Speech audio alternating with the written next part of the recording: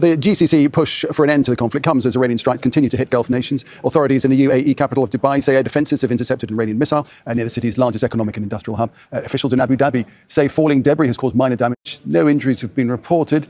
Let's get the very latest from Al Jazeera's Embaz Ravi, who's standing by for us in Dubai. And so, Zain, Gulf nations, of course, have borne considerable targeting since the war began. It seems as if patience is wearing thin now.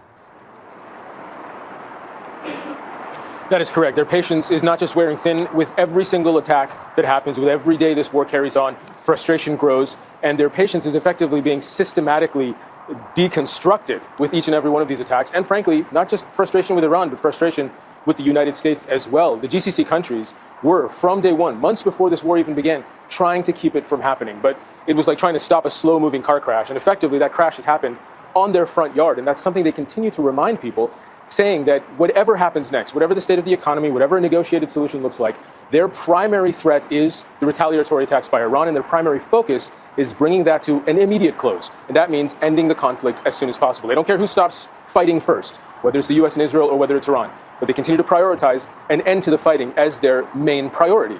And let's just look at the last 24 hours to get a sense of how ongoing this is. And we have to remind people, the GCC has seen 85% of all of the projectiles fired by Iran land on targets on their sovereign soil. The UAE, the worst affected. Now, the heaviest bombs obviously have been targeted at Israel and other US targets, but the GCC has seen consistently long-range, medium-range ballistic missiles, as well as swarms of drones. UAE, Bahrain, Saudi Arabia, all last night into today, seeing alerts carried out, seeing attacks happen. The UAE saying that they engaged at least 19 ballistic missiles and 26 drones just today. The Khalifa Economic Zone in Abu Dhabi, as you say, it's the second time in as many weeks that that's come under attack. Debris fall just this time, but last time, much more damage. And we have seen injuries and deaths happen in the UAE from debris fall as well. The list goes on. Dubai telling people over and over again that the alerts, that the sounds they're hearing are successful interceptions. They're not always successful. There are targets that get hit. Saudi interceptions, 4 drones, 1 missile. That's just in the last few hours today. Bahrain saying they confronted 2 missiles and 10 drones today. Those numbers have probably been updated in the last few hours. Kuwait saying that American institutions, companies, universities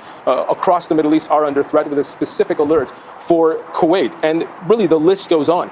In Qatar earlier today, the Ministry of Defense confirming that there have been a number of attacks involving multiple drones from Iran that were confronted by Qatari air defenses. The same day that Qatar has sent yet another formal complaint to the United Nations calling for the UN to condemn and try to help bring to a halt Iran's ongoing attacks. In Kuwait, again, more updates about drones and attacks in the last few hours. And that this continuum of attacks, this consistency of attacks, isn't just limited to the GCC. Jordan also saying that a number of drones were now targeting an airbase there. So what the GCC has warned about is exactly what is happening. The longer this conflict goes on, the more expansive it gets. And the longer the conflict goes on, the more exponential the damage, not just to the economy, but to the people's confidence in these places, in their economies. These cities were not built for war. These were testaments through the 20th and 21st century of the Middle East's ability to evolve, to become places of commerce, of stability, of safety. The GCC especially has always been near wars, but this war has been brought to their doorstep. This is one of the first instances in modern history where the GCC countries are in the war. These are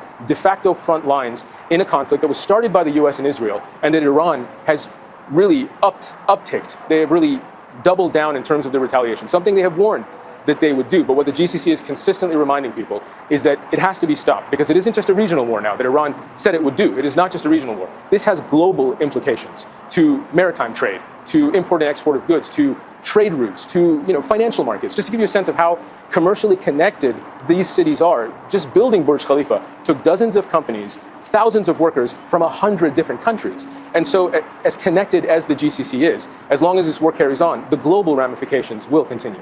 Yeah, deep concern about